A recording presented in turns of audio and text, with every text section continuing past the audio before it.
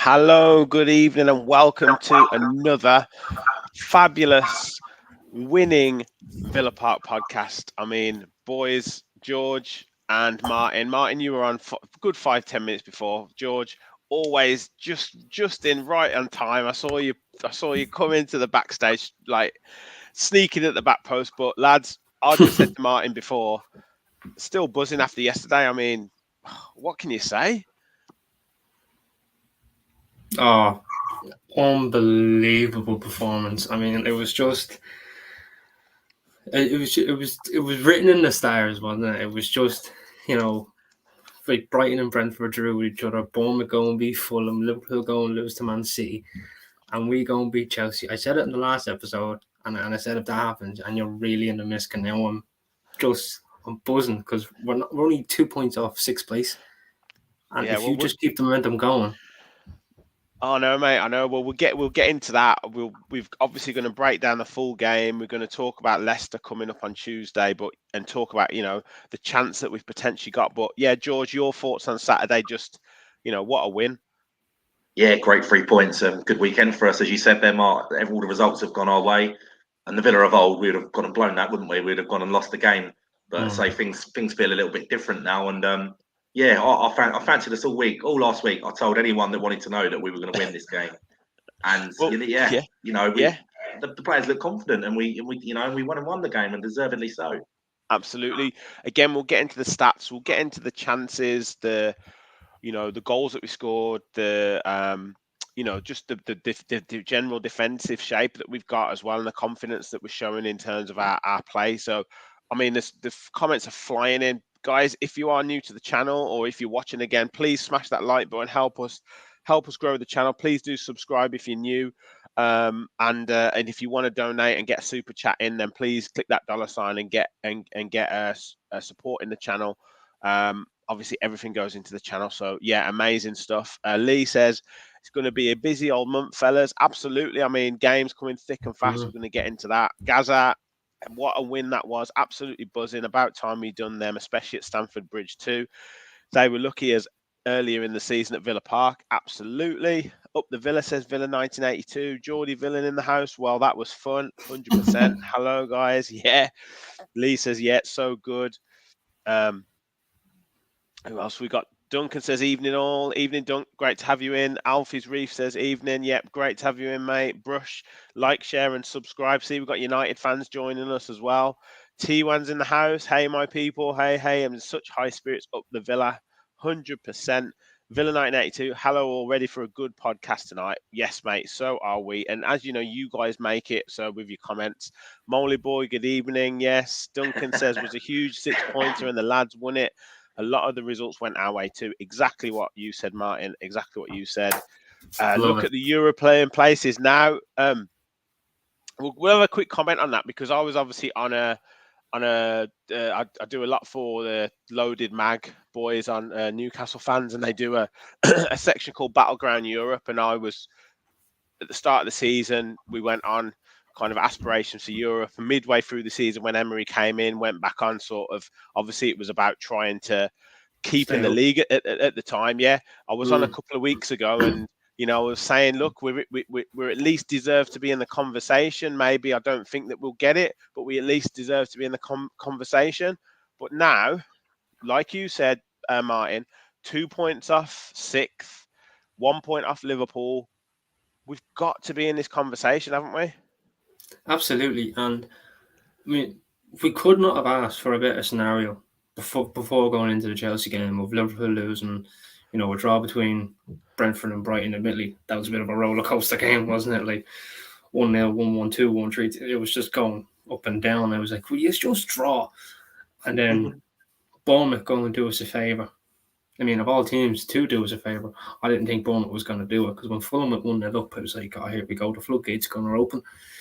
But in fairness, one cracking goal from Xavier into the top corner, and then a bit of a scrappy goal, but in the Villa perspective, you take it, and that's exactly what we needed.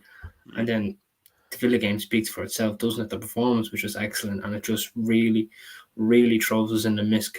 And now we've got Leicester on Tuesday. I think a lot of Villa fans now, like myself, could go into this one with a little bit of nerves because potentially a new manager bounce. Yeah, well, it's that chance that's right in front of us. Villa 1982 saying Potter's been sacked. I'll have to check that. Obviously, we know Brendan Rodgers has been, which again we'll get into. Michael is in the house. Evening, fantastic win for the boys with another controlled performance. Confidence is good. Short message from me as I'm watching the women. Yeah, they're losing. He has. Oh wow! Is he gone? Is he gone? Well, there you go. 2 sackings in one day. That's 13 managers now this season out of 20. Yeah, absolutely crazy. Geordie Villain says, I suppose it'd be more elated, but I've known we were going to beat Chelsea and finally go top half for a month now. Think I'm going to stop making predictions and try and enjoy it more. Rachel says, hi, everyone. Yeah, Potter's been sacked. Wow. Geordie Villain, the other half of my prediction, Villa go top half April 1st and Potter gets sacked. Deontay's in the house. Delightful win. Now it's time to order more Villa gear. 100%. Gary Howlett, hi everyone. What's happening with this Aston Villa team? Wow, yes. Is Rodgers a good sacking? We'll talk about that after. We'll talk Chelsea game first, but we'll get into that. Mark Stevenson, since Unai took charge, we are third in the form table. That is nuts. Well, George, I'll come to you because I was watching Match of the Day last night when I got in from a good night out, which turned into a great night out once I knew we'd won.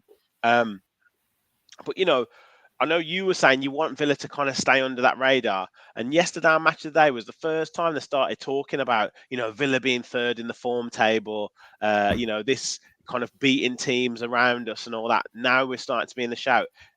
Are you kind of erring on the side of caution then with kind of us being talked about? Yeah, a little bit. I just think it's better off that way. You know what I mean? I actually just watched it a minute ago before we come on just to refresh myself.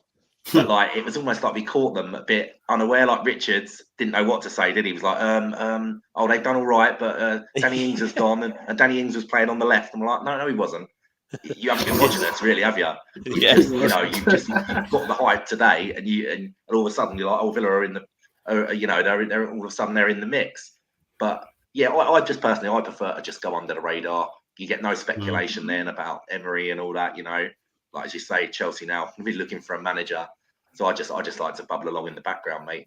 Yeah. I think all the Villas, all the good Villa teams in the past have bubbled in the background and and done better.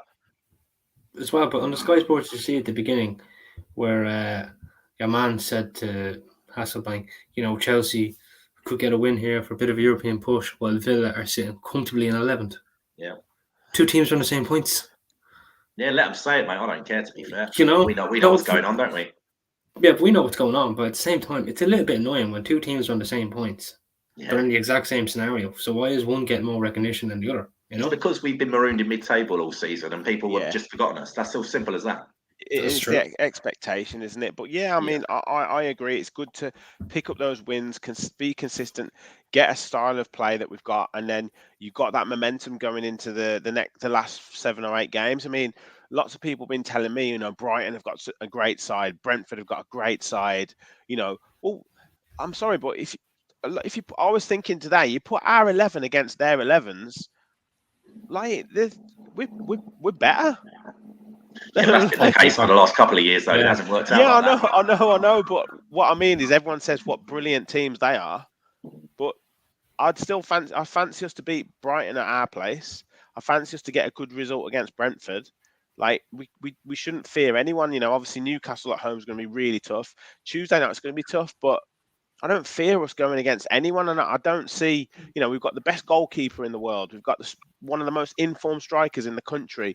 We've got Louise, who I'll talk about later, playing like just out of his skin at the moment. The centre backs, we've got one of the most settled pairings at centre back at the minute. Like, what about Villa? What is it about Villa that makes people think that we're not as good as the Brentfords or the Brightons? I'm just not. I don't get it. It's just a trend thing, mate. I think. Yeah, I just think it's how them down 2 teams have started their season. Like, they've started off on a high, and everybody's going, "Oh, Brentford and Brighton, oh my God, they could be getting a European push." And then we've just kind of creeped in after starting off so poorly with Gerrard, and people are probably thinking Villa be lucky to stay up. And then when Unai came in, they were all saying, he'll probably get top half. And now we're creeping in, and he's chopped a lot of the lads off the team, kept whoever he's kept, and they're playing better. You know what this is reminding me of? Do you remember that season under O'Leary? Yeah. When we kind of done something like this. We Yeah. were about, I think we were in the bottom 3 at like Christmas, and then we ended up like top 6. Just had a great second half Yeah, of the season. just creeped it. Just creeped it, yeah. It's as if, like, you made a great point, George, that Micah Richards has suddenly kind of jumped on the, he had to start talking about Villa. And look, I don't blame them. They've got to concentrate on the big boys, right? But it's almost as if they forgot that Unai Emery's. They've only just realised that Unai Emery is our manager. They've only just realised that Gerrard's gone. Like, I guess because we've had the World Cup, they've maybe only looked at Villa since January and gone, oh bloody hell, they've started getting some results here. Whereas before the World Cup, we beat Man United, we beat Brighton, we beat Tottenham. Like, it's not that we've just started playing well. It's that we've kind of put these results together consistently. And yeah, it's good in a way, but it's I don't. It's not getting on my nerves, but it's just one of those things that it just makes you laugh a little bit to say, like, we've got absolutely no chance of getting into Europe because Brighton and Brentford are so much better than us. When I'm not 100% seeing it, but yeah, let's go through more comments. Alfie Reeve said our last 5 games. Our last 5 game record matches City and only Arsenal are doing better. If there was a time to do something, it's now. T1, the universe owes us this one after being in 11th place for 2 years. Marine Boy already said Gerrard to Chelsea, so now he's saying Cheltenham, my mistake. Molly Boy says, not going to lie, we were doomed under Gerrard, and Unai goes so in-depth in his tactics, and it's the same players Gerrard had. It's two totally different teams. I think it's just a mentality. I just think it's 2 different mentalities. Yeah. Our highest league position this season, says Duncan, will be on the last day. That'll be great, mate. That'll be great. Chelsea have to sell players in the summer, says Jack. Who would you lads take? Good question. What do you think? Who'd we take from Chelsea? Yeah. God, like we said the other day, they've got so many bloody players, haven't they? Like people like Loftus-Cheek and people like that will be on the fringes. I know he played yesterday, didn't he? But I'm not sure he's a regular there. He's always been linked with Villa in the past, but I don't know. Yeah. I'm not sure who we could get. I've always quite liked Loftus-Cheek, but he's not big enough. He's not. He gets injured too much for me. Yeah. But in terms of height and kind of stature, I'd like him. Just have to shout out Rod. Felix if we get into Europe. Yeah, I just have to shout out Rod here for $10 super chat. I love Unai Emery. That is all. Thank you so much, mate. Yeah, we all love Unai Emery. Yeah, we all love him. Just some more comments. Then we'll get into the game. John Steele, I want Villa to drag Newcastle out of the top 4. We have the manager they wanted. Gaza says, Rich, remember last week when quite a few lads were asking what our Villa podcast was doing on the Race for Europe podcast chat? That's what I was just saying before, mate. It's, I tweeted them yesterday. I said, maybe we do deserve to be in the conversation now. Just reminding them a little bit. Rachel, we are a team now rather than individuals. Villa 1982. I love it when people dish us, then we can show them what we can be. Stick 2 fingers up to them. Yeah. Duncan says he'd take Felix and Kante. Yeah, Kante would be good, but it has been injured. Kante's starting to creep injuries into his game now. His last couple of years, he's disappeared, really, isn't he? Yeah. Villa have conceded 1 goal in the last 5 games, and that was a dodgy pen. Is that right? Is it one goal in 5? Yes, because they mentioned that today. Yeah, against West Ham and the penalty. Yeah. So I didn't realise that. Villain says there's a massive media bias against Midlands teams. When you're abroad, it's so blindingly obvious. I agree with that. That's true. Too. Yeah. Wolves broke that pattern for a bit when they had their one good season, and Leicester when they won the Prem, but it's there. Yeah, I agree there is about Birmingham and stuff, like it's kind of a down playing of Birmingham. Joanna Martinez both saying we are targeting European football. Duncan said Gerrard to take Chelsea to the Championship. Yeah. No, it is Mount. People are saying Mount. Right, let's get into the game anyway, guys. If you're new to the channel, like we've got over 50 watching already, which is crazy.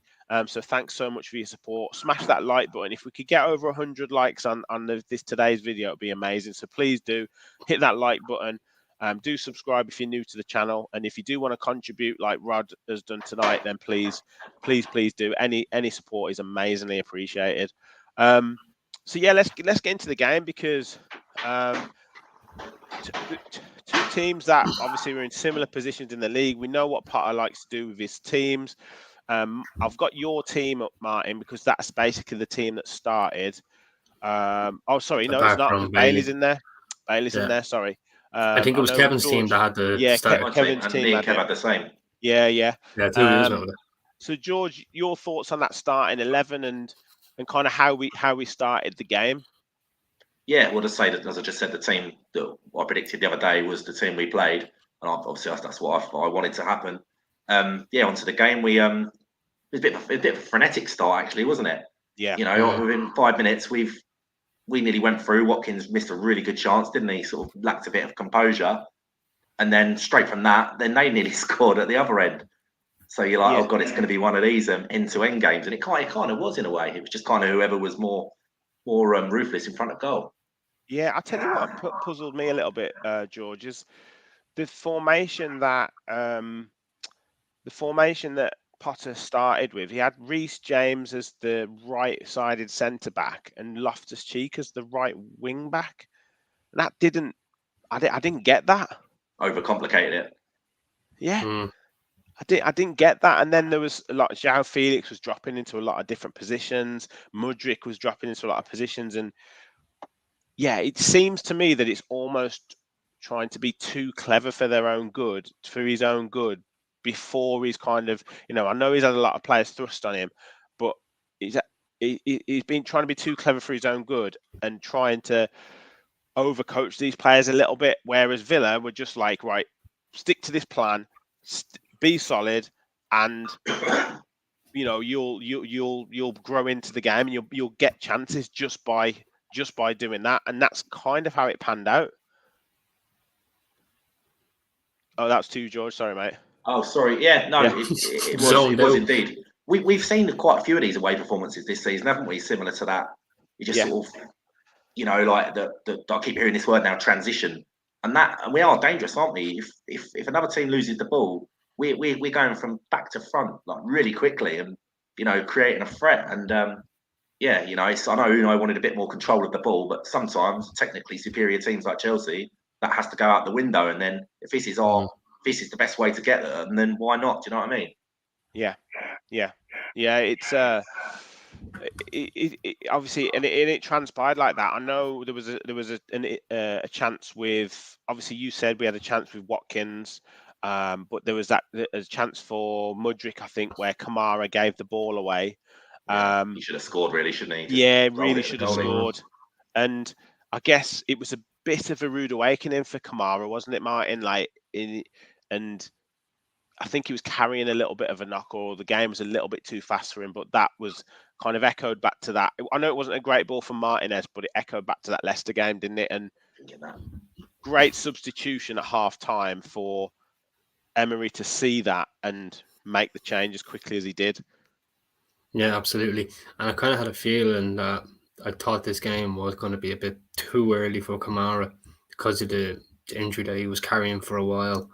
And when he got that little bit of a tackle, he felt the same spot. So it probably was a little bit too early for him. And the pace of the game was just a bit too much. On a different day, on a different day, him fully fit, he controls the tempo, he's setting the play, but it just wasn't his day. So for Emery to spot that and put Callum Chambers in, and at the start, admittedly, we all went, oh no, not him in the midfield in this type of game. But he went with different formation. He went with 5 lads in the back, 2 in the midfield, or 3 in the midfield, 2 up top.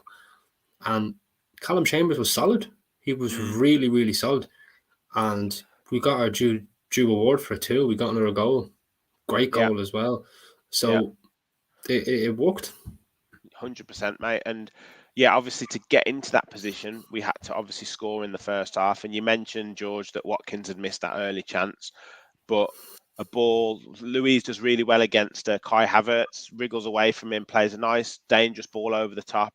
Not sure what Cucurella and Koulibaly were doing, but Watkins comes through and, cool as you like, lobs it over Kepa and gets his fifth away goal in a row. Yeah, it was fantastic. I mean, Watkins of 6 months ago probably goes into his shell after missing that early chance. But the form he's in at the moment, his confidence is high. And, it was an absolute gift wrap for us, wasn't it? Like you say, with the Cucurella header. Yeah, and Watkins took it really coolly. Little nice lob over the keeper, and he ambled off celebrating. He didn't even seem too fussed, Watkins. It's almost like No, it's he just becoming knew, this didn't is he? standard now. This is what I do. Yeah, he just knew. And Yeah. I mean, what a striker we've got at the minute, Martin, and he really gave Koulibaly the runaround yesterday. Absolutely, and he manhandled them too.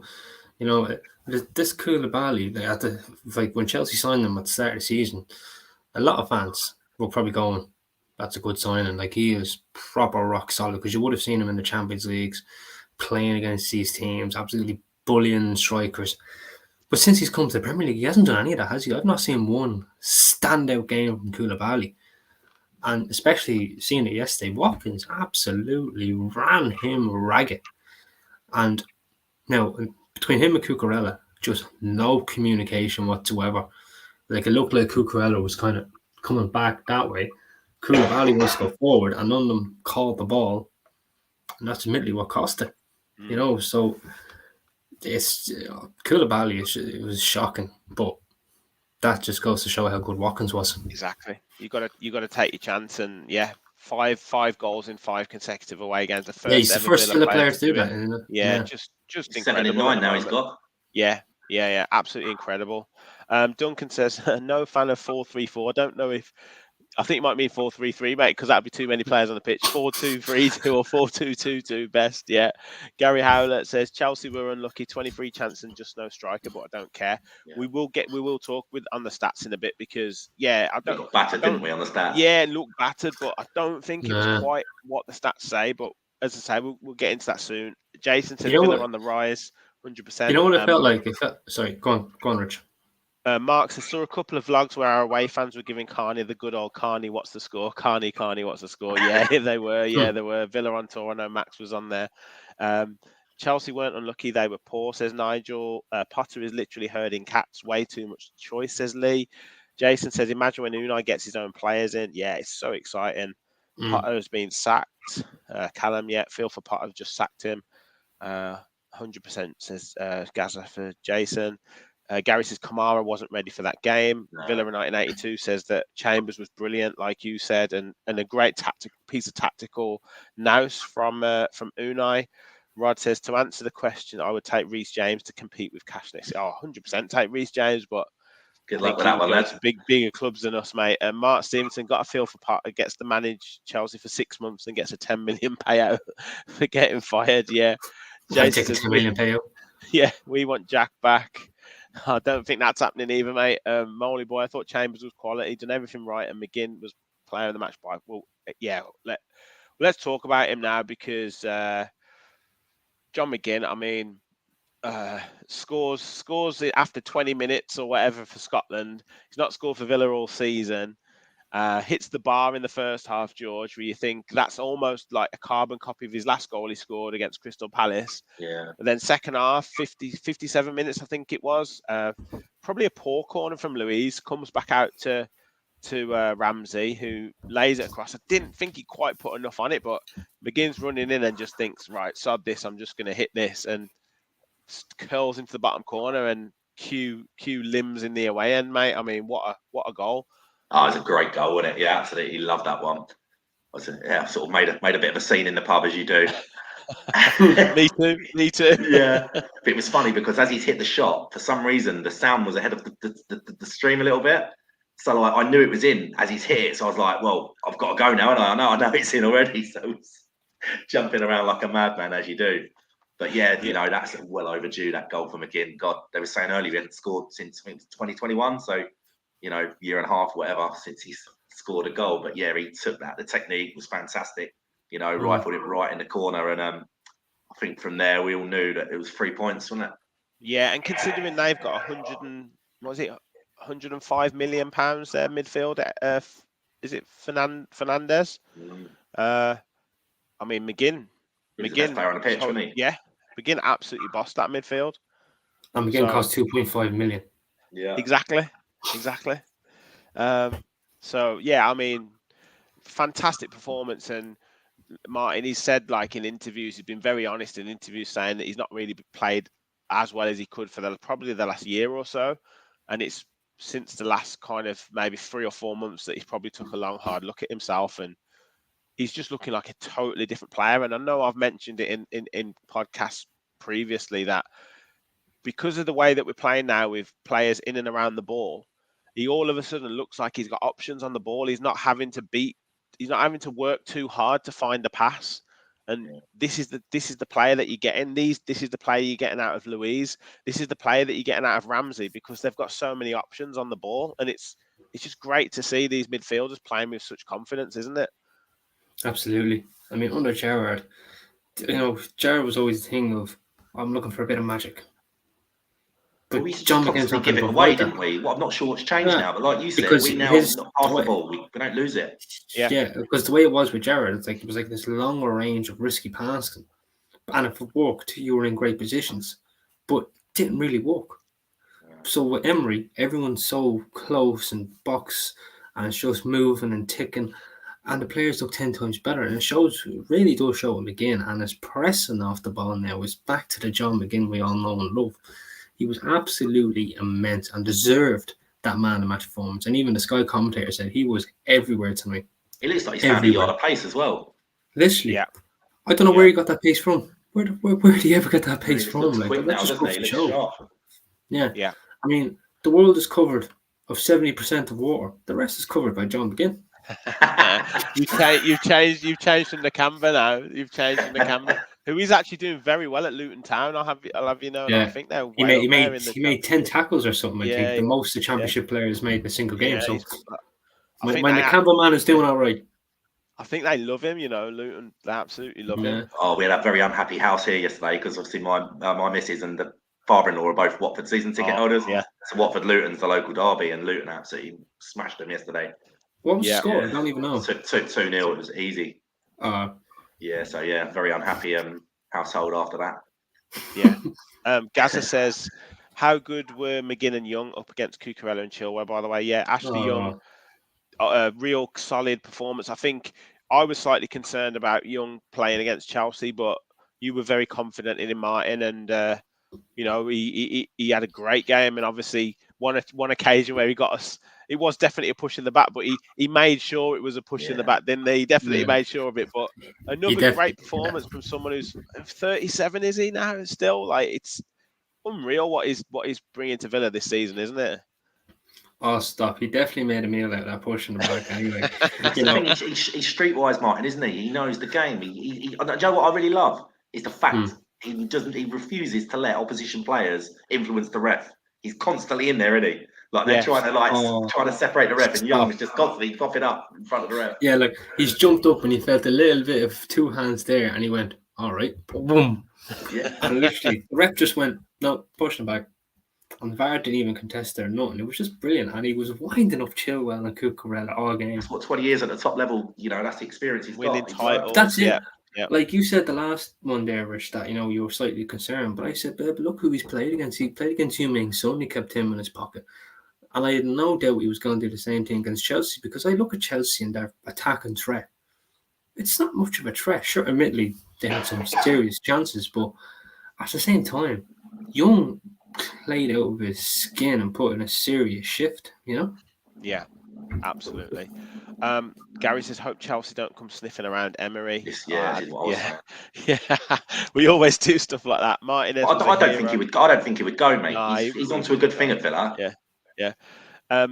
Sorry, Deco Blanco says Martinez was a hero. George, again, some really vital saves and showing why he's a top level goalkeeper. So, and in the second half in particular, some of the claiming of crosses was just exactly what we need. Just confident now, isn't he? And another one that's streetwise that's now been about a bit and they just refuses to get bullied. But yeah, he made 2 or 3 top saves, and you just sort of felt he wasn't going to concede. It's great having a goalkeeper like that you can believe in. Because if we believe in him, obviously the centre backs do as well. 100%. Marine Boy, is Kamara okay and fit for Tuesday? I think so. I just think, like you lad said, I think it was probably just slightly too soon for him that game, but I think he'll be fit. Alan Bennett says, hi lads. Hi mate. Thanks for joining the show. Duncan says there will be plenty of takers for Potter. He'll wait to see who goes down. Yeah, I don't think he'll struggle. Jason, I was thinking McGinn might come good after the Scotland display. 100%, mate. He was fantastic. Chelsea should break the bank and get Gerrard in. Clearly a big player manager. Potter to Leicester or Rodgers to Chelsea for the rest of the season, maybe. Just a little bit on Chelsea. I will go into the stats in a second.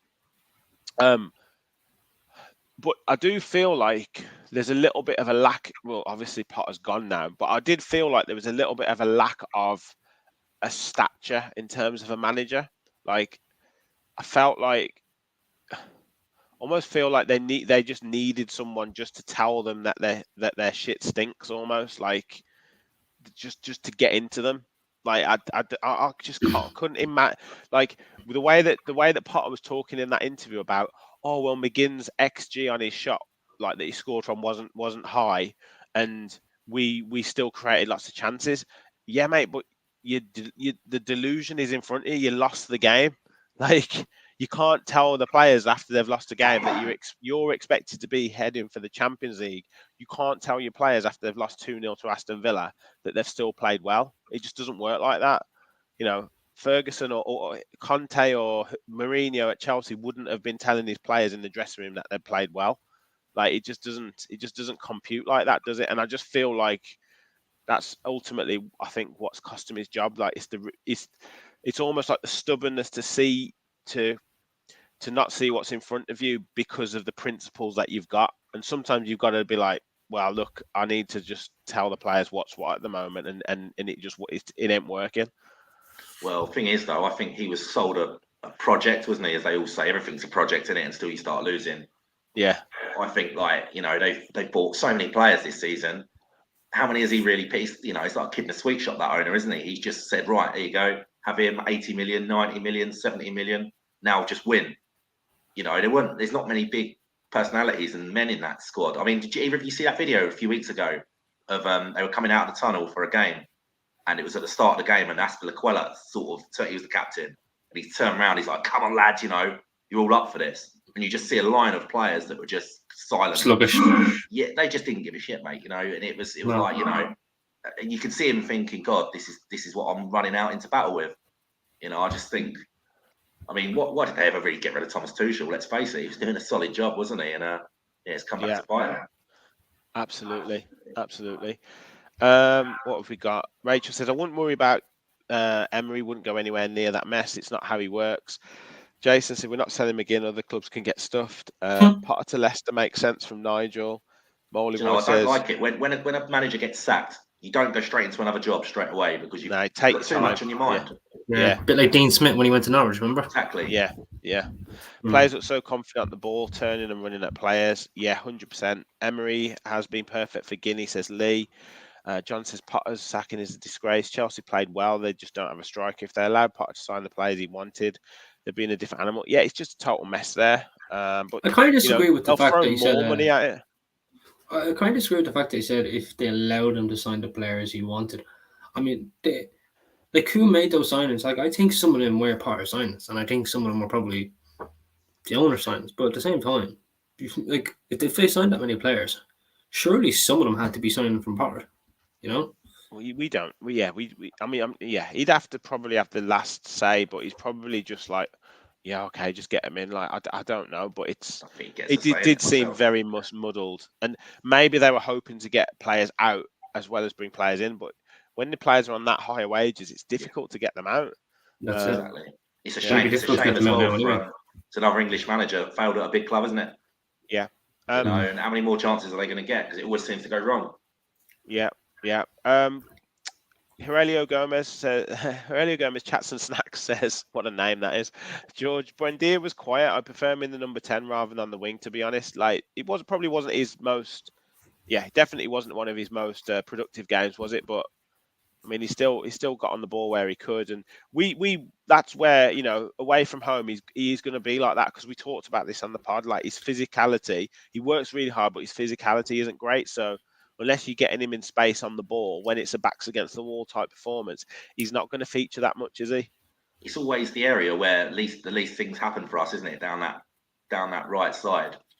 Yeah. It's always either Bailey or Buendia. It's more. Everything always seems to be coming down the other side with like Moreno. Yeah. Well, and then Moreno grew into the game. I thought he played really well in the second half. Yeah. And yeah, I'll just quickly run through some more comments, then we'll get into the stats. So Lee says Guinea has always covered ground, couldn't under Gerrard's ball and chain. Jason says Ashley Young keeps proving me wrong. Rod Ashley Young was playing football long before we walked the earth, and he would be playing football long after we gone. Jason said he's one of our own. Mark says, speak for yourself. I remember his debut against Newcastle way back in the day. Yeah. I mean, way back in the day. Lot of love for Ashley Young. Mark says we lost the game actually, but Young was in Korea. He gets a new deal, surely. He gets another year. I'd say. He has to be. Oh yeah, Martinez wants to have. He's got the most clean sheets for Villa. Yeah, he got that, didn't he? Yesterday, Bosnich sent him a video as well, which was great. Nagelsmann's favourite for Chelsea. Gaza wasn't too impressed with Buendia. Marine Boy, who invented XG? It's a load of old shit. Yeah. Last on match of the day. Yep. Villa women lost to or lose. I think it was 3-0 last time I checked. Unfortunately. Worst run club, Everton or Chelsea? Everton. Yeah, it's got to be Everton at the moment, hasn't it? Although Dyche, I think, will pretty much steady that ship. I think they're back in the bottom three again, aren't they? They are. Yeah, they've got Tottenham tomorrow. Yeah. So yeah, quick look at the stats. And I did want to bring something up with you lads, but while I'm bringing up the screen, guys, 76, so nearly 80 watching in the chat. So please hit that like button, hit that subscribe button if you're new to the channel. Help us get over that at that 1,150 mark, almost to 1,200 now. So please do that. And it's amazing the support that you've got. If you do want to contribute with a super chat, please do click that $sign, and all money, everything that we get in goes into the channel. All the shows we do, Talking Tactics, all the thumbnails we produce, everything that we do goes back in, and we're hoping to really grow the channel over the next year or so. So yeah, anything is much appreciated. But yeah, like and subscribe, that'd be amazing. So yeah, boys, stat wise, as you said, George, if you were to look at that, you'd think it was a mauling by Chelsea. 69% possession, 31% for Villa, 8 shots on target for Chelsea, 2 shots on target for Villa, 27 total shots and 5 for Villa. Now, to me though, George, that just shows how wasteful Chelsea were in terms of their shooting. And watching it, other than those couple of chances that we highlighted, I think Mudryk had one where Kamara gave the ball away, and then he had another one where we got played through. But in that second half, I didn't feel like they were going to score. It was a lot of shots from distance and a lot of shots going over the bar. I don't know if you felt that way as well. Yeah, I did. I mean, don't get me wrong. We did. It did feel like we were sort of under pressure. I mean, at one stage, about 75 minutes, I did say to my mate, I said, I can't work out whether we're extremely lucky here or whether it's an Emery masterclass. It was somewhere in between. But, Chelsea need to be more clinical, really, with they weren't gilt-edged chances they had, but they didn't make enough in the final third, really. And, we were far more ruthless with the chances we got. And, I mean, we didn't have many chances, but we could have scored another 2 easy. Well, yeah, I mean, I know their XG was higher, but Mcginn hit the bar. Watkins definitely should have scored that one-on-one chance he had. There was another one with Ramsey, wasn't there? When Ramsey, he couldn't see Watkins. Yeah, if he had got across, it was another goal, I'd imagine. Yeah, and then we had one right at the end where Watkins chased down got a clearance. So yeah, we had moments as well on the break there where we looked very dangerous, but in terms of those passes, obviously, Chelsea dominated. More tackles from us though, many more clearances than us. Again, conceding corners, but I didn't do that a lot, having too much. Yeah, didn't recall them having too many chances off corners. 3 yellow cards for each side, and the fouls were fairly consistent. But yeah, I'm in your camp. I don't think it was quite an Emery masterclass, but I don't think it was. Like I said, I think we kind of still kept them at arm's length, if you know what I mean. I don't think that they, Kante had one chance in the second half that went wide, but I never thought that we were massively in danger, and I always thought that we could be a threat on the break. So yeah, it was just a good performance. Where have we got to here? Gary says the new manager at Chelsea surely won't be allowed to sign any more players. Kev, jump on if you're watching, mate. Villa good at seeing off Chelsea managers. I remember we saw Mourinho off years ago, didn't we? Yeah, we did. Rich Edwards is in the house. What a result. Absolutely, mate. What a result. Gaza, Man U, Liverpool, Chelsea and Spurs all in turmoil whilst we steady the ship at Villa. What a time to be a villain. What time to be alive. Absolutely, mate. Yeah, What exactly. time to be alive as well. Yeah, Kante came close. Mark says there was second half, there was only that Kante chance. That was pretty much it. The other thing I was going to say as well about the substitutions that Chelsea made. Potter made, that Chelsea made. I mean, there's a lot of money there, but I didn't really think that their substitutions did a lot. No, I mean, they brought on Conor Gallagher, Kante. It's the young lad, the winger, isn't he? Mcginn from PSV, didn't they? The winger. Yeah. They didn't bring on anyone that was going to threaten the game. They brought on two midfielders who were kind of very defensive. And Conor Gallagher more box of box, but still, he didn't really go forward that much. And then you have Kante, who's a defensive player. Then you bring on a winger. Madueke, Gallagher, and Pulisic. And Pulisic and Gallagher didn't come on until the 80th minute. Wait, Pulisic was on the pitch? Yeah, came on at 80th minute. So they didn't. He didn't make any. He didn't make any subs until they were 2-0 down. And, I actually genuinely did not know Pulisic was playing. Yeah, that just goes to show. Chelsea absolutely pillaged Brighton, didn't they, for all of their backroom staff, for all the recruitment people as well. So this must have been a big decision to get rid of Potter, because he's got to be central to all their future plans. I mean, now what are they going to do? They've literally said they've got everyone there that Potter worked with, and now they've got rid of Potter. I think really they were done this season, so they should just left him in.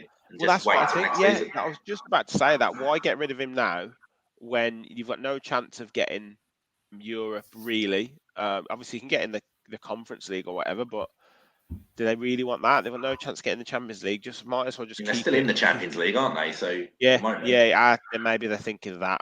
Yeah. I thought Todd Bowley was going to be a bit patient, because it looked like he was holding his patience with Potter as opposed, let's say, Abramovich. If there was a slight chance of getting a bad run, he was slicing your throat. But with Bowley, I thought he was going to be patient with him, give him this year, see where it goes, and then start again next year. And then if just it didn't the reality of losing, they can't accept that, can they? They'd be so used to winning everything.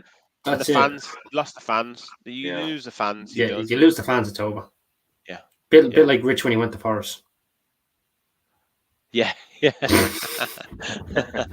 Gary says, just wish Brendan would get straight back up if he gets fouled, because he's liability if he stays down and nothing's given. Yeah, he just need to get that out of his game a little bit. Savas says, the difference is under Gerrard, the players were going to college. Under Emmy, they're studying at university, taught by a professor for a master's degree in professional football. Great. I mean, just the pictures of him on the coach back on the way back, like doing all his analysis and stuff. Like, he just doesn't stop. He just doesn't stop. No, grind doesn't stop. Yeah. So it's even on big chances, says Duncan. I saw a lot of desire from us defensively. That's what's so good to see now. Like, and as I say, it's you keep a settled back four or back five. Obviously Cash is out at the moment, so we know that Ashley Young steps in. Moreno's growing into the game, but that kind of three, that Martinez, Mings, Konsa, that's so important to have that as like a solid base, isn't it? He looks really switched on at the minute, Mings, doesn't he? Mm-hmm. We all know what he can have a little drift, but I think at the minute he's so focused and he's playing really well. I know what I think it is as well, is that, I've constantly said it, the fact that he does not have the capacity on his shoulder, that pressure from the fans, like, you're the captain, you should be performing week in, week out, leading by example. But now that he doesn't have that, we're looking to John McGinn now, and admittedly he's doing it really well, because he's kind of lucky he has Emery, as opposed to Mings probably having Dean Smith, and no disrespect to Dean Smith, and then he's after having Gerrard, which mounted the pressure on him. And then since that captaincy's been gone, Mings has been our best centre half, and we really do miss him when he's not on the pitch. So I think when he doesn't have that armband on, he's that bit better, because the spotlight's not on him as much. Maybe. Yeah, 100%. And I also think part of the reason why we're not in that discussion for European places is because people don't rate Mings for whatever reason, like, who don't see him. And like, because every podcast I've been on with other football teams, they all say Mings is rubbish. And I'm like, Are you watching the same games? Do you actually watch Aston Villa? Because he's been one of our best players all season. I have an argument at work with my mate pretty much daily. He cannot stand Mings. And he's like, you'll never do nothing with him at centre back. I was like, he's having a good season, mate.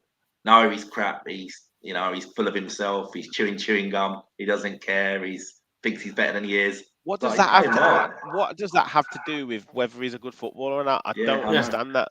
And I can't convince him, Rich.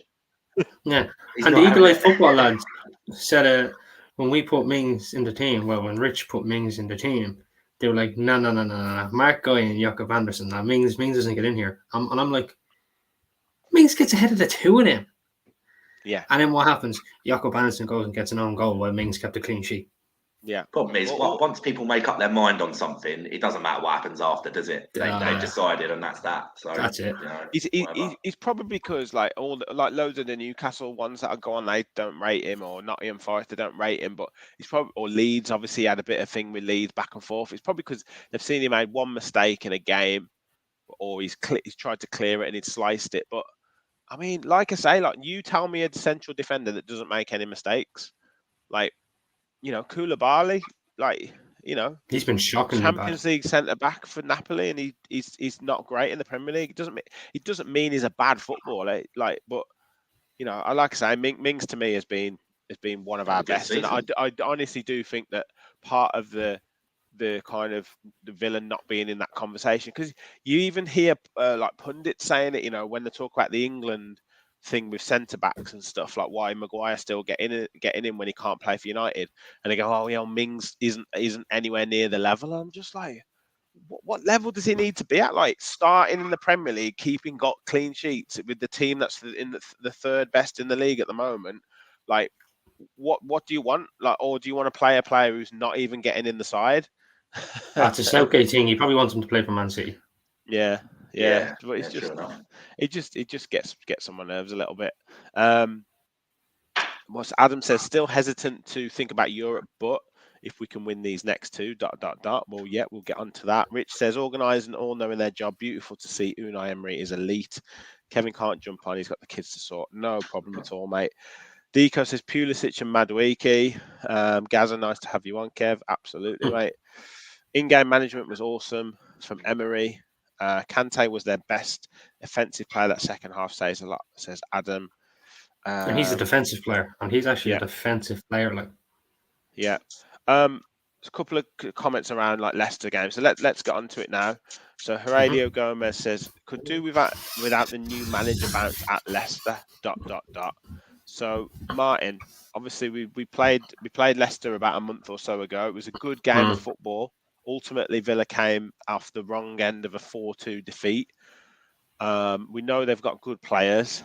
What do you think Rodgers leaving today does for them? I don't know. I think it might actually boost their spirits a little bit, because from what I've heard is that apparently there was a lot of behind the scenes stuff going on, that they were starting to go against Rodgers. And that was probably from the start of the season, hence why Schmeichel left and didn't bring in a replacement, or it was probably from the very start of the season. And it might lift their spirits a little bit now that coming into this game. And I don't know, is James Maddison still fit? Or he was playing on the other day, because I think they were saying that he dropped to his knees when Mateta scored in the last minute, so he was definitely playing. I think that Pereira's back as well, that Ricardo, because he scored a great goal. The right back, yeah, but they're still weak at goalkeeper.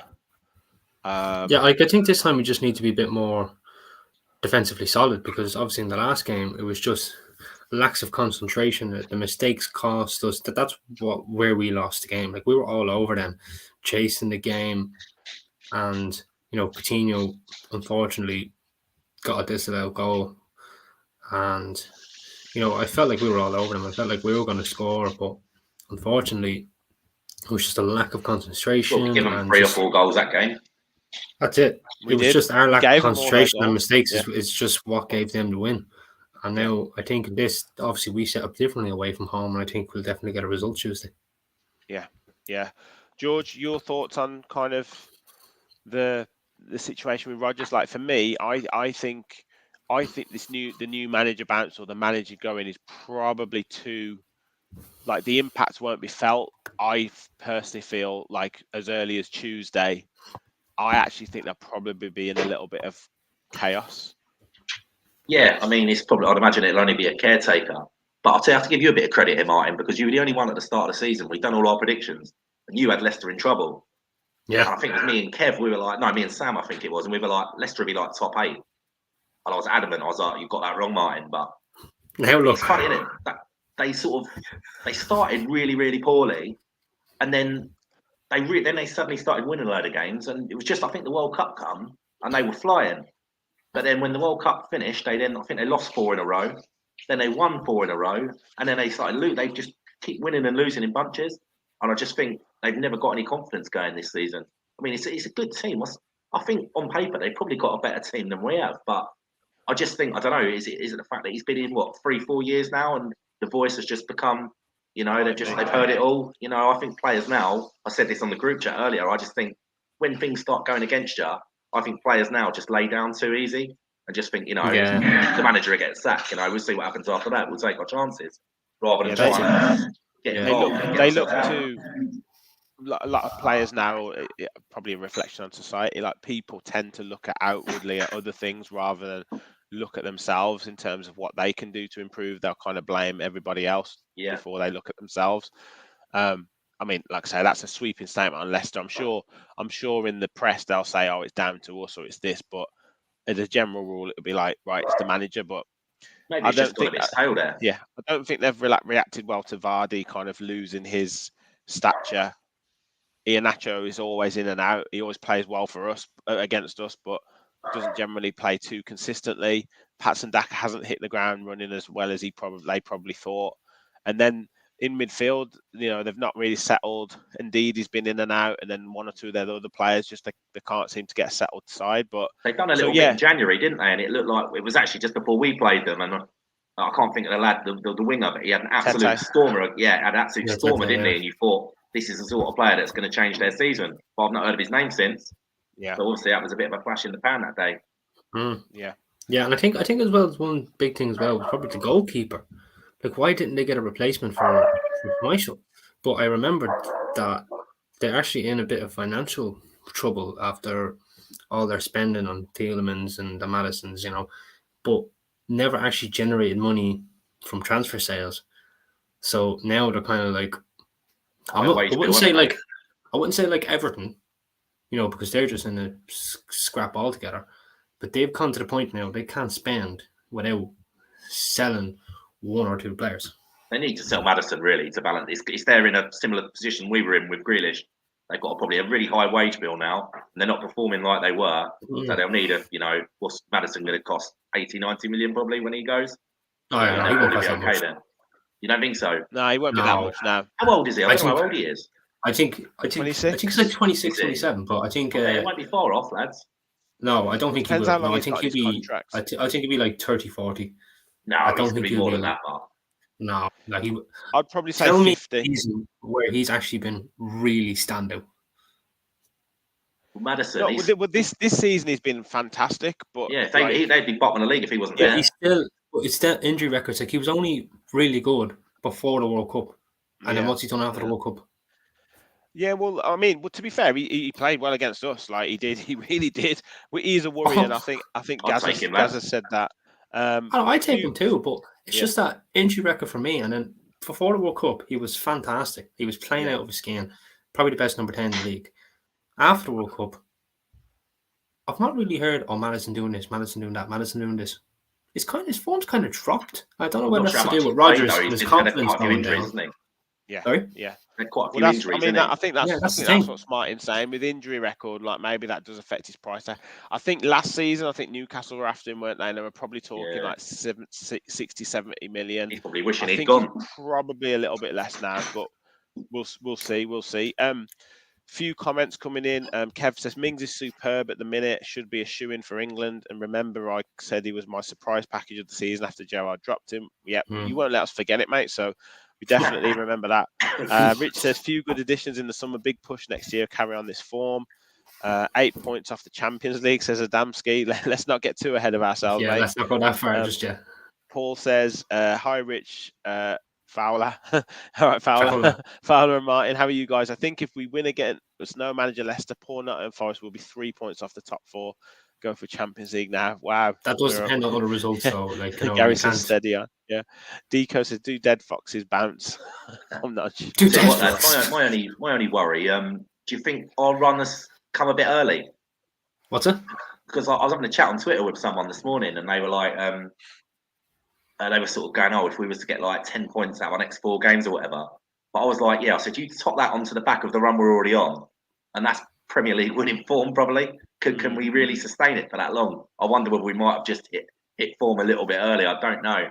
It's a tough. The next month is the one, isn't it? In April, we've got like 6 games. April's crucial. We have Brentford, Brighton. No, sorry, Forest, Leicester, Fulham, Newcastle. Either Brentford or Newcastle, Brentford or Brighton as well. There's a few games at the end of it. Yeah. I think it's inevitable that we're going to lose a couple of these games. Yeah. I don't think we'll get your predictions in a bit. We'll get your team line or any changes that you're making a bit, lads. Guys in the chat, please let us know like any changes you'd make for Tuesday and any score predictions you've got as well. But I think it's inevitable that we'll lose at some point. I think Newcastle's going to be a really tough game. United away is always a tough game, and I think Brentford away will be a tough game. But we've lost every game there, haven't we? If you can sprinkle a couple of draws in there to keep that kind of consistency going, then I don't mind so much. But at this moment in time, I imagine the players just want to play matches. They just want to get on that pitch and play, because when you're winning, it's a habit, isn't it? You just want to keep winning and winning and winning and winning. Keep the momentum going. Yeah. Players are scoring, obviously Watkins scoring, Mcginn scoring. The last game, Louise scored, Buendia scored. Bailey's going to want to get on the score sheet. There's going to be that little bit of healthy competition with players whereby they're going to want to keep impressing. So there's nothing better than playing matches when you're in this form, when you're in this winning form. When you're losing, you've got loads of matches coming up. It's terrible. It's horrible. But because you're winning, you just want to keep them coming. Gary says probably the Forest manager will be gone when we play them as well. Rod said Rodgers has spanked us several times over the year. I'm happy he's gone. Adam said, I don't think they'll have anyone in by Tuesday, so hopefully we can take advantage. They're down there for a reason after all. Mark says, the only worry with Leicester is Maddison. Yep, keep him quiet, I think. Emery would have planned for all outcomes, and I'm in no doubt he'll have a plan to succeed, says Rich. Would we take any of the Leicester players in the summer, lads? Well, yeah. I'd take Barnes. Madison and Ndidi. Maddison. I don't think I'd take Ndidi now. He's too injury prone. I'd take Harry Barnes. I'd take Iheanacho or Daka, one of the two. I think there's a player in there, but definitely Barnes and. What about Dewsbury Hall? He's all right. Yeah. I take him. He's good. He's very good. I take him or leave. I think we get so wrapped up with these Ward-Prowses, Dewsbury Halls. Like, for me, they're just standard English academy centre midfielders. I don't like double-barrel surnames, do you? By the sound of it? And the double-barreled thing, yeah. I think that. Although Loftus-Cheek, I don't mind him. Yeah. But I just think they can ping a nice pass. They can get box to box. They can do that. I just don't see what they do that's above average. Like Maddison is special, and he's got that little bit of I know they're slightly different players, but yeah, I don't see what Dewsbury Hall does any more than Mcginn does. Yeah, he's the same sort of player. I like his energy. He just buzzes around. I think it was Villa last year on his debut, and he was really good, just confident and straight from the first minute. Played really well. Yeah, he's not a bad player. Adamski says, we're all thinking like Villa fans pre-Emery, almost impossible not to. Should we be changing our expectations, or is it too soon? It's a good question, Matt. It's a really good question. I don't think we should be trying to go for the heights. I saw one tweet, some lad said it in Spanish, but it was translated that he thinks Villa will get Europa League and favourites for the title next season. I was kind of like, let's calm down there. I was like, no, I know Emery's a tactician and he sets up for the way that he wants to play against teams, but to turn around and say we're going to be favourites for the title next season, no, I'm not having that. I don't think anybody here would want that, because then you're only setting yourself up for failure. You know what I mean? Lads, we're on 98 watches. I think we're on 101 now, so we're over 100. So that is amazing numbers. So fantastic. Thank you so much for your support, guys. Please, as I said before, hit that like button, hit that subscribe button. It is amazing to get that. And if you do, as I say, want to get, there's so many chats coming in. If you want your chat to get to the top, hit that $, get your super chat in. Obviously, everything goes to the channel, and we want to keep doing these shows and getting great content out to you. But you guys make the shows with your comments. Great one from Nigel Tielemans. He would look at 100%. Yeah, 100%. I would take Tielemans. He's on a free this summer too. Yeah, big wages. Big wages. What they could probably do with shifting up their wage bill. Leicester sold Chelsea for Fafana, yep. Deontay, we shouldn't be phased by what's happened at Leicester. We just have to stick to what we've been doing best under Emery and we'll be fine. Absolutely. Yeah. Who else have we got? Paul says, Rich, what's happened to these top former players who never worked as managers in the Premier League? Gerrard, Lampard, Vieira and other managers to go. Hassan Hutton, Potter, Rodgers, that's 7 sacked, and Conte. The top players is a weird one, because, like I say, you can never. There's so many variables with it. You can never guarantee, lads, that a great player is going to make a great manager, and generally the averages say that it doesn't. I think Vieira could count himself a little bit unlucky. I think Company will be one that will be interested in when they get into the Premier League next season, because everyone's raving about him. But sometimes it could be that, that effect of players can't do what the players that they manage and can't do what they used to be able to do. Yeah, I think it's another thing as well of Vieira, Lampard and Gerrard. These were players who had little bubbles that they simply had to be the best, and no one was allowed in this bubble. And it feels like, maybe not Lampard, but Vieira and Gerrard kind of brought that into their managerial career with that little bubble, and they don't want any help. And it's like, when a player doesn't do something to their standard, why couldn't you do that? I could have done that, and I've done that, and I've done that. If I can do it, you can do it. And that just doesn't work. Lampard maybe not so much done it, but that little bubble of obsessed with being the best. And if you're bringing that into your managerial career where you need to be open and expansive and receive help from all angles as much as possible. And if you don't do that, it just goes to show Gerrard, Lampard, Vieira, sacked. Yeah, and I think that's what it is. Yeah, true, mate. So I've got a question. So Jack says, and I'll get your guys' thoughts. He'd like to see Duran start, but it won't happen. But he'd like to see it. So on the basis of that, George, would you make any changes to this team on Tuesday night? Bearing in mind Kamara started at first. I don't really know. Really, I said a couple of extra days training for Kamara. I just think he got caught a bit cold yesterday. But if he's fit, he's got to start, hasn't he? He's the best player in our team. So I'd be tempted to probably go again with the same lineup. Do you think Bailey comes in for Buendia, maybe?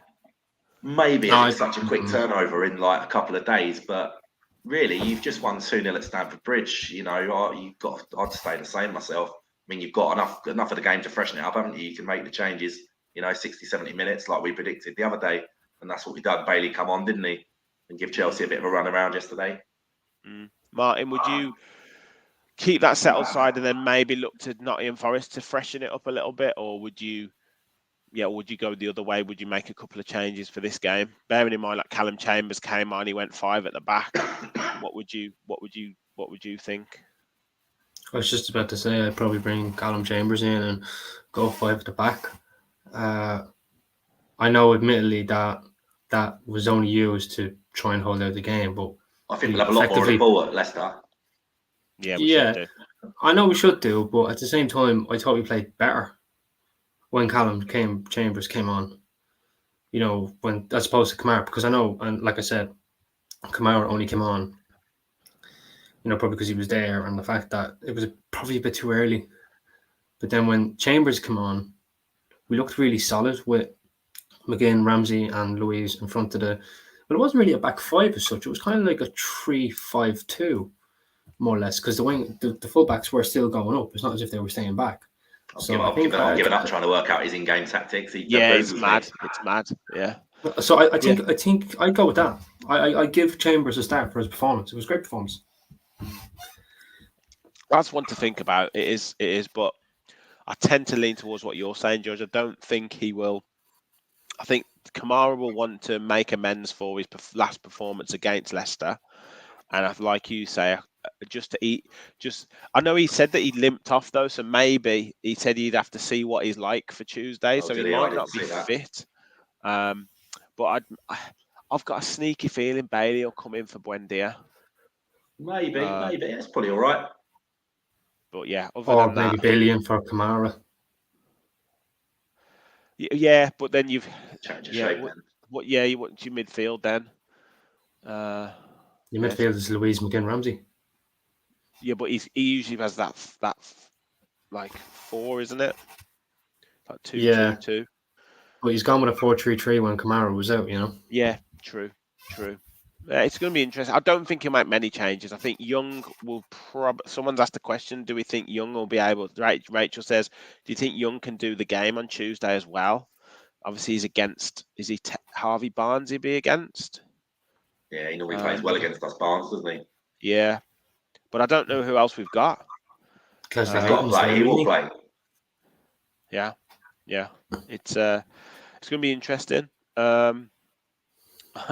Villa View Podcast is on now too. Adam says, this is better in my opinion. More interactive with sport is always more fun. Thanks, mate. We love the Villa View as well. But I mean, to have 91 watching when those guys are on is amazing. So thank you guys so much for your support. I mean, I know they've got 20-something thousand subscribers. We're getting to 1,000, hopefully 1,200 pretty soon. So to have you guys watching is crazy. But we shouldn't be too long anyway, so we can jump over and watch them in a bit.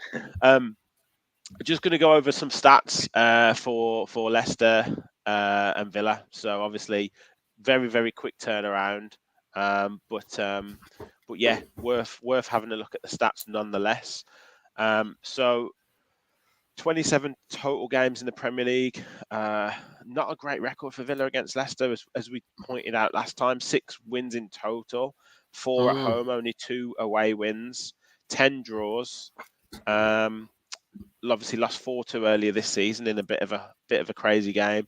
Drew 0-0 last season at their place, beat them 2-1 at Villa, and then lost 2-1 and 1-0, and we beat them 1-0 the season before.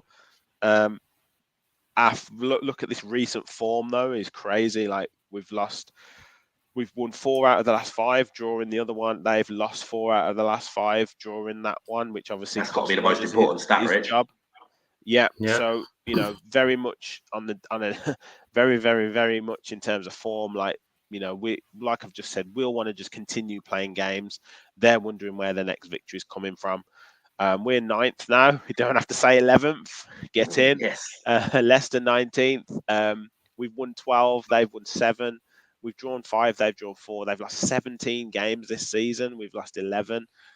Average goals scored, they're slightly higher than us, but they're also almost 2 goals a game that they're conceding, and we're 1.39 now, so that's getting better for us. 9 clean sheets for us this season and 6 clean sheets for them. They do create slightly more chances than us, but as we said, they do concede quite a few goals. So yeah, thoughts on those stats, Martin, and your thoughts on what you think will happen tomorrow in terms of Tuesday in terms of scoreline, and everyone else get your score predictions in the chat, and we'll get them read out.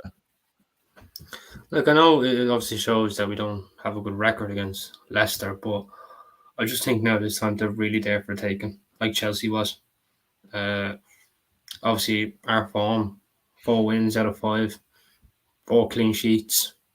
They're, like you said, they're wondering where their next win is coming from. Nearly losing already half their games in a full season of the Premier League is shocking, and I'm glad I was right that they were going to be in trouble when you lads were slating me for it. But I just think that this is a game we should really now capitalise, because Brentford will have Man United away. Bournemouth are playing Brighton. Hopefully we're asking Bournemouth for another favour. Yeah. And then who else? Who have Liverpool got? Chelsea. Liverpool have Chelsea. Liverpool, Chelsea, yeah. And so that's where you're hoping for a draw, just to kind of leapfrog them again. So I think we can go to Leicester, and I think we can beat them comfortably. What do you reckon? We're going to go for another clean sheet. I'm going to say 2-0. I'm going to go Watkins. and Jacob Ramsey. Watkins and Ramsey, nice. I like that. A few comments coming in before I get your shout, George. Paul said he'd bring Carlos in. I think Emery said he's That not mean ready Con's a to right back, start won't it? yet. Maybe, yeah. He said he thinks Carlos can play CDM, but that'd be a tough ask. Villa 1982, Martinez, Young, Mings, Concert, Alex Moreno, Chambers, Louise, McGinn, Watkins, Duran, and Ramsey. A lot of people want Duran in the team, don't they? I seen a tweet from him today that he put up loading, ball, and a pen. Yeah, it could be some sort of boot deal or something, maybe. It could be, I don't know what that is. Yeah. Adamski said we should win this. There will be extra leggy after losing. Jack says Carlos is a shout, to be fair, but more likely Forest. I think we're going to beat Leicester and lose to Forest. Oh, I don't know about that. We'll talk relegation in a second because Rich asked a great question before. Watkins breaking records left, right, and centre. Bailey's a perfect sub, but not a starter. What else have we got? We've got score lines coming in. So Geordie Villan says Villa wins 7-1. I don't know about that. Christ. Someone else said, I think Paul Welford said, yeah, I think Leicester won, Aston Villa 7. I think we're asking a lot there, boys. Mark says Leicester 1, Villa 2. Jay says proper bogey team Leicester, but I think we may turn them over 2-1. Marine Boy says Villa is going to thump someone soon. A good old-fashioned 5-0. That would be brilliant. I'm actually going to the game, so that'd be amazing if that happened. Rich says 2-0 Villa win. Love the Shamrock there, Rich. Good man. Yes. Jack says 4-0 Villa on Tuesday. Gaza says 3-0 Villa.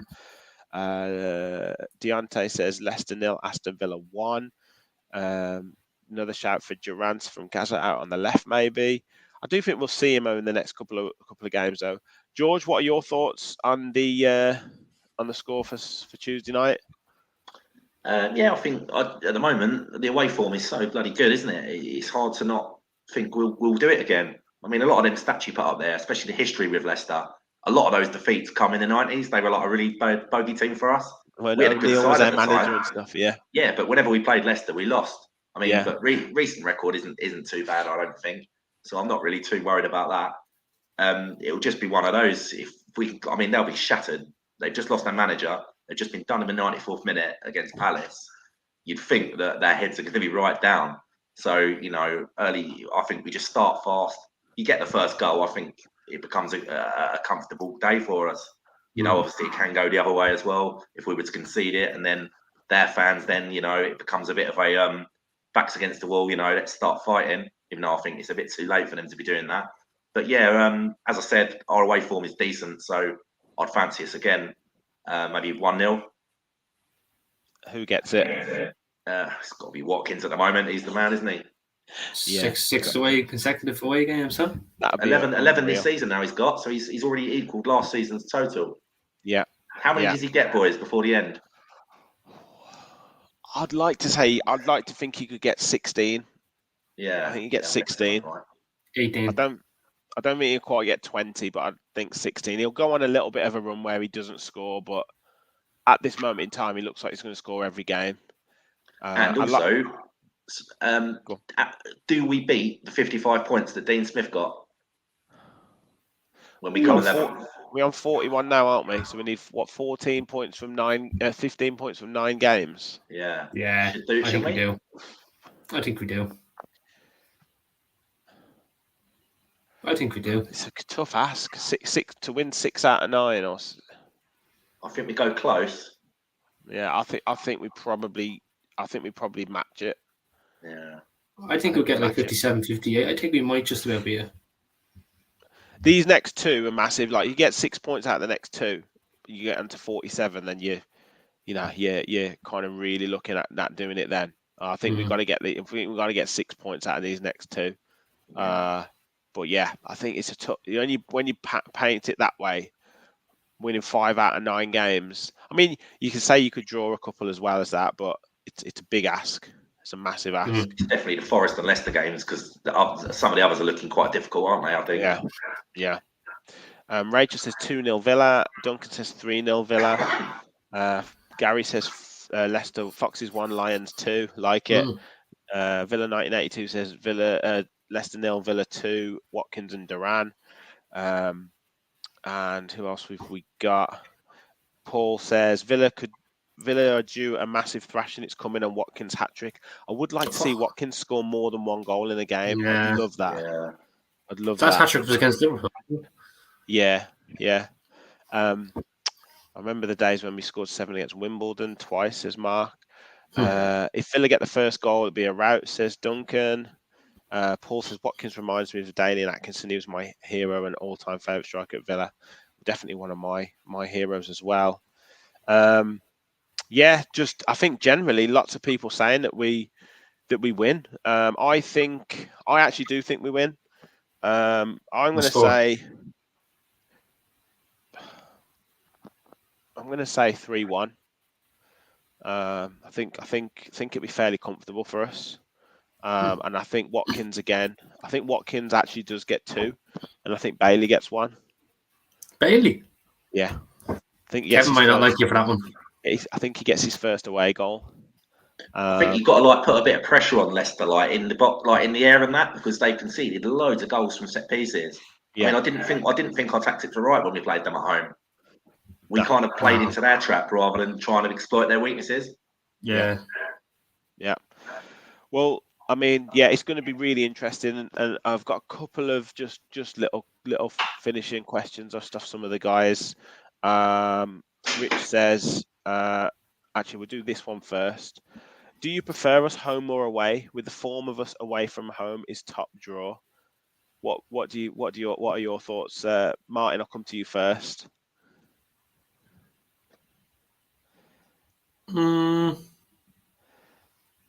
I do prefer us away, actually, because we set up so differently away from home.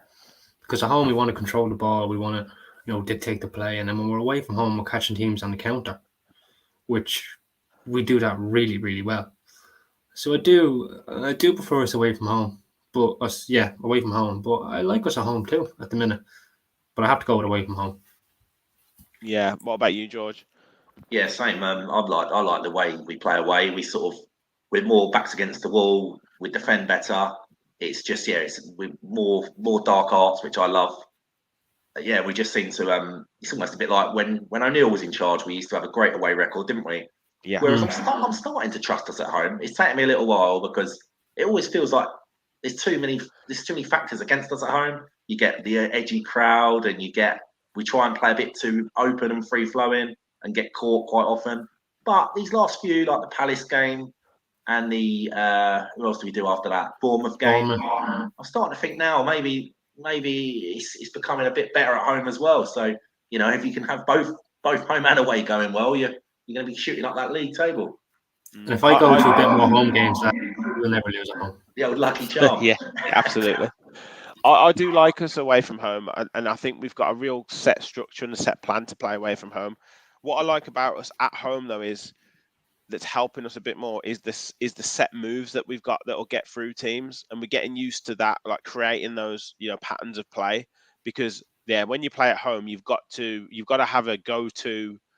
You've got to have almost like a go-to way of playing that's gonna create chances, because teams are gonna sit off and they're going to let you have the ball. And where we've struggled is trying to break teams down. But because we've now got this, we'll almost like invite these teams onto us to then be able to go bump, bump, bump, and we're in. And you've only got to score one of those, because we know we can get back into that organised position and kind of pick them off after that. So I do like that, but I definitely agree. It's great as a football supporter as well to go and win away from home. It's just fantastic. Really good question from Adamski. Says, who is the most improved player under Emery? I think I mentioned this on Twitter as well, on the podcast Twitter account. Who's the most improved player under Emery? I think Konsa. It's a hard question, but what does everyone else think? I say John McGinn. Yeah. Who have we got here? Gaza says McGinn and Mings, 100%. Rich says McGinn or Watkins or Mings, any of those three. Rachel says many have improved. Jack says Konsa is still a weakness for me. Costa will be better on the ball, which is massive in this system. I think it means Carlos. Watkins, Mings, McGinn, Louise. Gary says 6 in 6 for Watkins, and McGinn does score again for me. That's in the game. Martinez is 34 clean sheets, holds the record. Duncan says Watkins and McGinn. I think I think the key point there is all the different names. You've got Watkins getting mentioned, you've got Mcginn getting mentioned, you've got Mings, you've got Konsa, you've got Louise. Like, you've got six or seven different names there getting mentioned as who's improved the most. I mean, Ramsey as well in the last 3 or 4 games is now looking like a real player. So Matty Cash was improving just before his injury too. Yeah, he was. Watkins, most improved, no more silly running, more focused. Yeah, he must have been listening to this podcast because I've been saying it for about a year that Watkins just way too much running, and he needs to just stay in the areas where he's most effective. And Emery literally told him, "Don't run into these areas," and look what's happening. So, yeah, I'm going to take full credit for that. Last question is just a general one. Is this season the most unpredictable because you can't tell who's definitely going down? It could be any from 12th down, Richard thinks. So I'm going to ask you boys the question, and we'll probably talk about this almost every week. Who goes down? Southampton, Bournemouth, and the last one is tough, I've got a feeling it might be Forest. Wow. There's loads gone down there, though, isn't it? Every week it's changing. I'm going to say too good. Southampton, Leicester. Oh. And I'm going to say Forest as well. You think? Oh, okay. I'm going to go with Southampton, Bournemouth, and Everton. Ooh. Everton. Wow. Adam's just saying West Ham. I think that's going to be a creepy relegation from Everton. They've no striker, they've no threat off the top. Yeah, but Dyche, man, he gets results. He's been good. They've won most of their home games, haven't they, since he's been there? Just think, yeah, you could, mate. You were right about Leicester, so who's going to argue? Nigel says Southampton, Leicester, Forest. Villa 1982 says Southampton, Leicester, Leeds. Gaza says Southampton, Leeds as a shout. Bournemouth and Leeds. Paul says Southampton, Chelsea, and Leicester. Adam says Southampton, Bournemouth, and Everton. Widest relegation fight I can remember. He's saying Southampton, Bournemouth, and Wolves. But lads, could you imagine? Remember the 04-05 season where there was like 4 teams on the last day of the relegation? Imagine this one, and there's like 8 teams that could possibly still go down. I don't think anyone will be watching the title race. They don't want to watch and see who's going down. And they'll probably all be like, there'll be games where they're playing each other where it's win or bust for one. Well, it have to be because it's half the bloody league, Rich, isn't it? Yeah, exactly. yeah. But one thing's for sure is Villa aren't included in that chat. We're on the way to the Europa League. What's I'm just trying to think of the song, but we've got Super Unai Emery, haven't we? So we're on our way to the Europa League. Fingers crossed. But yeah, lads, thank you so much. Thank you for everyone in the chat. I mean, we've nearly an hour and a half, and we've still got 90 people watching and still commenting. Absolutely crazy. Unreal. Don't forget, hit that like button. Subscribe if you're new to the channel. Fantastic chat today. Amazing to beat Chelsea. Brilliant run that we're on under Unai Emery. On to Leicester on Tuesday, hopefully with 3 points. We'll be back with talking tactics across the week. Prediction show for Forest. As always, please remember, we all follow the Villa. Thanks, everyone. Bye, mate.